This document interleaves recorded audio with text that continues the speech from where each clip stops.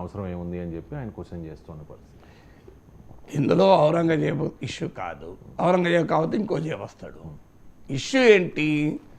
ఏదో ఒక మతపరమైన వివాదాన్ని తీసుకొచ్చి ప్రజల్ని మత భావోద్వేగాల ఆధారంగా చీల్చి రాజకీయంగా పబ్బం గడుపుకోవడం ఇందులో లక్ష్యం.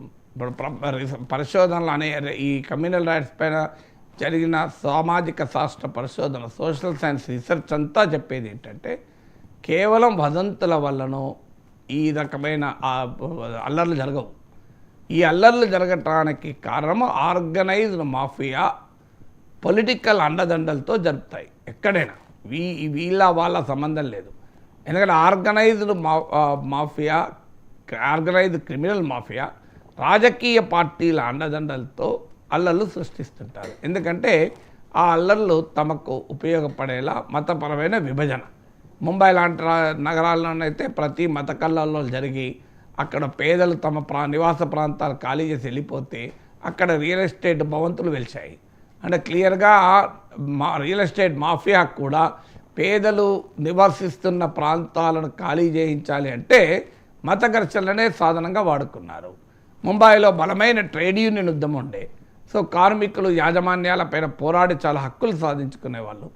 ఆ హక్కులు సాధించుకుంటున్న కార్మిక వర్గాన్ని బలహీనపరచాలంటే కార్మికుల్ని మతం పేరిట విడగొడితే సో మా కార్మికుల పోరాటాలు వీక్ అయిపోయి యాజమాన్యాల ప్రయోజనాలు ఉపయోగపడతాయి కనుక యాజమాన్యాలు కూడా ఇలాంటి రాజకీయ నాయకులతో కలిసి మతపరమైన విద్వేషాలు రెచ్చగొట్టి కార్మిక యూనియన్ల నిట్టనిల్లో చీల్చారు. స్వాతంత్రోద్యమ కాలం నుంచి ముంబై పెద్ద బలమైన సంఘటిత ట్రేడ్ యూనియన్ ఉద్యమానికి మారిపోయారు.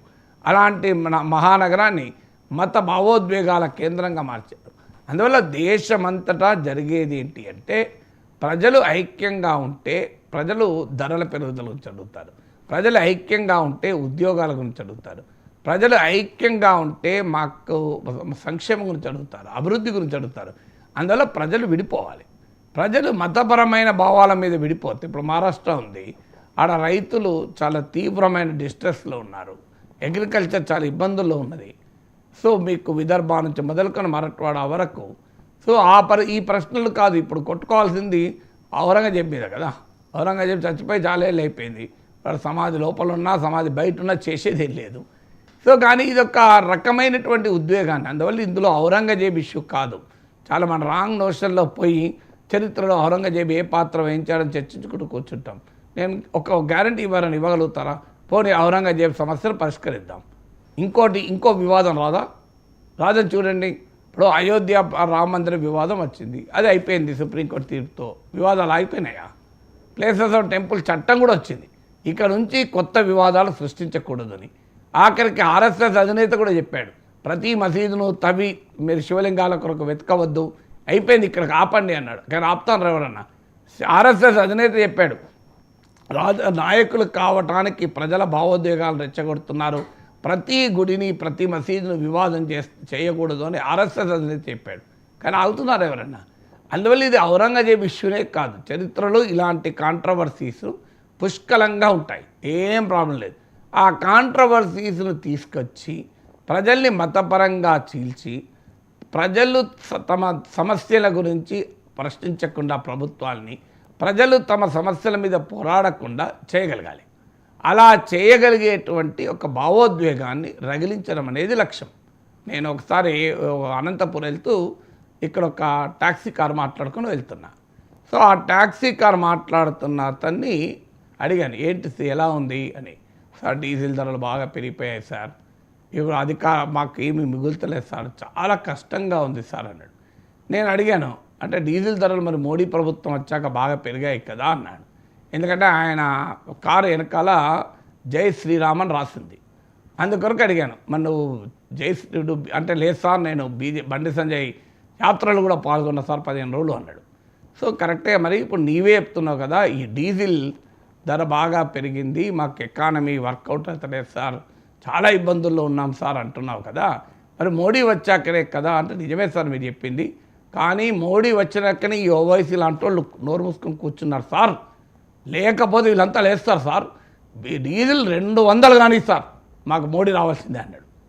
సో నాకు అర్థమైంది, హైదరాబాద్లోనే ఇంతుంటే సో ఇక మాకు డీజిల్తో ధరతో సంబంధం లేదు, మాకు ఓవైసీతో సంబంధం, మాకు ఔరంగజేబ్తో సంబంధం, మాకు ఇంకో దాంతో సంబంధం అనుకున్న తర్వాత మాకు అందుకు కావాలనంటే నాకు ఇక ఉత్తరప్రదేశ్లో ఎలా ఉంటుంది, మహారాష్ట్రలో ఎలా ఉంటుంది, ఐ కెన్ అండర్స్టాండ్. అందువల్ల మతపరమైన వివాదాల్ని ఇటైనా అటైనా ఎందుకు సృష్టిస్తారు? మీకు ఓల్డ్ సిటీలో చదువు గురించో, ఓల్డ్ సిటీలో స్కూళ్ళు బాగు చేయాలని ఎంఐఎం ఎప్పుడైనా ఒక ఉద్యమం చేయంగా మీరు చూశారు ఎక్కడన్నా పేపర్లో? అసదుద్దీన్ ఓవైసీ, అక్బరుద్దీన్ ఓవైసీ ధర్నా కూర్చొని చూసారా? మరి ఓల్డ్ సిటీలో స్కూళ్ళు బాగున్నాయా? మీరు ఎక్కడన్నా ఓల్డ్ సిటీలో స్కూళ్ళు బాగు చేయండి. మాకు ఓల్డ్ సిటీలో స్కూళ్ళల్లో టీచర్ల కొరత ఉంది, మా ఓల్డ్ సిటీలో స్కూళ్ళల్లో మౌలిక వసతుల కొరత ఉంది అని ఒక్క ఎన్నడన్నా అక్బరుద్దీన్ ఓవైసీ కానీ అసదుద్దీన్ ఓవైసీ కానీ రోడ్డు మీద బైఠాయించిన ఉదాహరణ ఉందా? కానీ ప్రపంచంలో, దేశంలో, ప్రపంచవ్యాప్త ముస్లింలకు తానే నాయకుడిగా ఓవైసీ బిల్డప్ ఇస్తూనే ఉంటాడు. దేశంలో వివాద ఆఖరికి పాలస్తీనా ప్రజల హక్కుల మీద మాట్లాడతాడు, సిరియా గురించి మాట్లాడతాడు, తుర్కియే గురించి మాట్లాడతాడు, గల్ఫ్ గురించి మాట్లాడతాడు. కానీ ఓల్డ్ సిటీలో స్కూల్ గురించి మాట్లాడు చూడండి ఓవైసీ. మీరు ఓల్డ్ సిటీలో ప్రభుత్వ ఆసుపత్రులు బాగుండాలి ఎప్పుడన్నా మాట్లాడా? ఓల్డ్ సిటీలో ఇందిరమ్మ ఇళ్ళ ఆదంగా మాకు ఇల్లు ఇవ్వండి అని అడిగాడు ఎప్పుడన్నా? మీరు ఎక్కడన్నా మాకు గతంలో కేసీఆర్ ప్రభుత్వంలో డబుల్ బెడ్రూమ్ల కొరకు కానీ ఇప్పుడు కాంగ్రెస్ ప్రభుత్వం ఇందిరమ్మ ఇళ్ళకు కానీ ఎంఐఎం ఉద్యమం చేయంగా మీరు చూసారా? మన ముస్లింలకు పాపం పేద ముస్లింలకు ఇల్లు ఉన్నాయా? ఇవాళ ఎట్లున్నారు వాళ్ళ పరిస్థితి?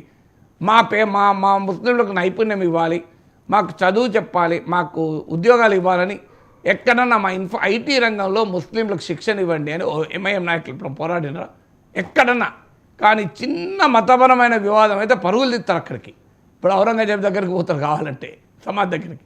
అందువల్ల మతపరమైన రాజకీయ పార్టీలు అటు హిందూ అయినా ముస్లిం అయినా రెండు వైపులా వాళ్ళకి కావాల్సింది ఏంటి అంటే ప్రజలు మతపరమైన భావోద్వేగాల్లో రగిలిపోయి రెచ్చిపోయి కొట్టుకుంటే తమ రాజకీయ పబ్బాలు గడుస్తాయి. అందువల్లనే ఈ అల్లర్లు జరుగుతాయి.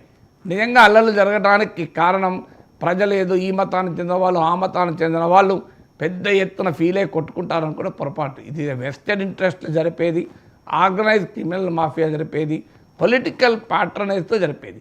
ఇది ఈ వివాదంతో మొదలు కాలేదు, ఈ వివాదంతో ముగియదు. అందువల్ల మీరు ఔరంగజేబ్ వివాదము, ఔరంగజేబ్ సమాధి, ఔరంగజేబ్ చరిత్ర దీని చుట్టూ తిరిగితే ఎవరైనా బీజేపీ వాళ్ళు గ్యారంటీ పడుతారో ఇది లాస్ట్ వివాదం ఇక ఉండదు అని. ఇది అయిపోతే ఇంకో వివాదం వస్తుంది. చరిత్రలో వారి పాత్ర వారికి ఉంటుంది. ఆ సమాధిని చూసైనా ఔరంగజేబు ఇంత దుర్మార్గంగా పాలించారని చెప్పుకోవచ్చు కదా. ఇప్పుడు మీకు అలా అంటే గోల్కొండ బండి వెనక బండి కట్టి 16 బండ్లు కట్టి ఏ బండిల వస్తావు కొడుకో నైజాము సర్కరోడా నా జీల మించినోడా అని తెలంగాణ బిడ్డలు పోరాడారు కదా.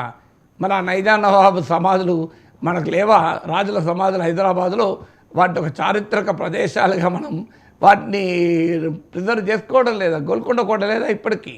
గోల్కొండ కోట కింద నట నడుమా నల్లగొండ చుట్టుముట్టు సూర్యపేట నట నడుమా నల్లగొండ గోల్కొండ కిలా కింద గోరి కర్తం కొడుకో అని నిజాం పైన పోరాడిన తెలంగాణ ప్రజలు ఇలా గోల్కొండ లేదా? నట నడుమ నల్లగొండ ఉంది, చుట్టుముట్టు సూర్యపేట ఉంది, గోల్కొండ కూడా ఉంది. చరిత్రే కదా. రజాకాల చరిత్ర కాదని అనగలమా? ఇవాళ చరిత్ర గుర్తించినప్పుడు రజాకాలను తిట్టుకోవట్లేమా? వీరనారి చాకలి ఐలమ్మను గౌరవించుకోవడం లేదా? మహిళా విశ్వవిద్యాలయం పేరు పెట్టుకోలేదా? చరిత్రలో మంచైనా చెడైనా చరిత్రలో మిగిలిపోతుంది. భవిష్యత్ తరాలకు ఆ చరిత్ర అందించాల్సిందే. చరిత్ర నుంచి వివాదాలు తీసుకొని అది ఈ ఒక్క వివాదంతో ముగియదు, ఈ ఒక్క వివాదంతో ఎండ్ కాదు. ఔరంగజేబు చరిత్రలో ఏంటి అనే ప్రస్తావనకు మనం కన్ఫైన్ అయితే ఈ సమస్య యొక్క అసలు స్వరూపం అర్థం కాదు. ఈ సమస్య యొక్క అసలు స్వరూపం ఔరంగజేబు ఇలా కొత్తగా పుట్టలేదు, కొత్తగా చావలేదు. ఔరంగజేబు సమాధి ఇవాళ రాలేదు. 6 ఏళ్ళు వాజ్పేయి ప్రభుత్వం ఉన్నప్పుడు ఔరంగజేబు సమాధి ఉంది. 10 ఏళ్ళు మోడీ ప్రభుత్వం ఉన్న ఔరంగజేబు సమాధి ఉంది. కొత్తగా ఉందా? ఔరంగజేబు నిన్నమని చచ్చిపోయింది ఏమన్నా? సో కానీ ఎందుకుంటుంది? ఈ వివాదం ఉంటుంది. సో ఔరంగజేబుకు మద్దతుగా రాజ్పూట్ జనరల్స్ పోరాడలేదా? మరి మీరు నిజాం మద్దతుగా హిందూ భూస్వాములు పోరాడలేదా? ఇది చెప్తే కాదని అనలేరు కదా. నిజమే కదా. నిజాంకి మద్దతుగా హిందూ భూస్వాములు కలిశారు. ఔరంగజేబుతో కలిసి ఔరంగజేబు మద్దతుగా పోరాడిన హిందూ రాజులు ఉన్నారు, హిందూ జనరల్స్ కూడా ఉన్నారు. సో అందువల్ల ఆ చరిత్రలోకి వెళితే ఎమోషన్. నేను అనేది అంటే అసలు ఆ ఇష్యూతో సంబంధమే లేదు. ఆ ఇష్యూ కాకపోతే ఇంకో ఇష్యూ వస్తుంది. ఔరంగజేబు ఏం మొదటి ఇష్యూ కాదు, లాస్ట్ ఇష్యూ కాదు. అది కాకపోతే ఇంకో ఇష్యూ వస్తుంది. చరిత్రలో జరిగిన దుర్మార్గాలు చాలా ఉన్నాయి. చరిత్రలో ప్రజల్ని పోలరైజ్ చేయగలిగే అంశాలు ఎప్పుడూ దొరుకుతాయి. ఈ చావా కాకపోతే యావా సినిమా వస్తుంది. సో కాశ్మీర్ ఫైల్స్ రాలేదా, లవ్ జిహాద్ మీద కేరళలో సినిమా రాలేదా, ఇప్పుడు చావా వస్తుంది. చావా వల్లనే ఎమోషన్ గురయ్యారని ఫడ్నవీస్ అంటున్నాడు. మీరు కూడా ప్రశ్నలో ఆ ఫడ్నవీస్ను ఉద్ధరించినట్టున్నారు. సో చావా సినిమా వస్తే మరి సినిమాలకే ప్రజలు మత కలహాలు సృష్టించుకునే పొజిషన్లో ఉంటారా? ఒక సినిమా చూసి ప్రజలు వెంటనే మత కలహాల్లో దిగుతారా? నాకు చెప్పండి, ప్రాక్టికల్గా జరుగుతుందా ఎక్కడైనా? సో అందువల్ల అది మనకు ఒక ఆర్గనైజ్డ్ యాక్టివిటీ అల్లర్లు. అది ఎందుకు యాక్టివిటీ అంటే ప్రజలు మరి అసలైన అంశాల దృష్టికి పోకూడదు కదా. అసలైన అంశాల దృష్టికి పోకుండా తమకు అధికారం ఇవ్వాలంటే ఈ రకంగా ప్రజలు మతపరమైన అంశాలపైన చీలిపోవాల్సిందే కదా. అందుకే నరేంద్ర మోడీ ఎన్నికలప్పుడు వికసిత భారత్ అని క్యాంపెయిన్ చేయలేదు, గుజరాత్ మోడల్ అని క్యాంపెయిన్ చేయలేదు, స్టార్టప్ ఇండియా, డిజిటల్ ఇండియా ఇవన్నీ ఏమని చెప్పుకున్నారు 2024 ఎన్నికలప్పుడు? ఇవి ఏవీ చెప్పలేదు. చెప్పింది ఏంది? ముస్లిం, ముజ్రా, మందిర్, మసీద్, ఇవేగా చెప్పింది. సో ఎందుకు చెప్పారు మరి? ఎందుకు వికసిత భారత్ చెప్పలేదు? చెప్పరు. వికసిత భారత్ ఓట్లు రావు కదా, ఓట్లు వచ్చేది ఇవే కదా. Right, thank you so much sir, చాలా అంశాలు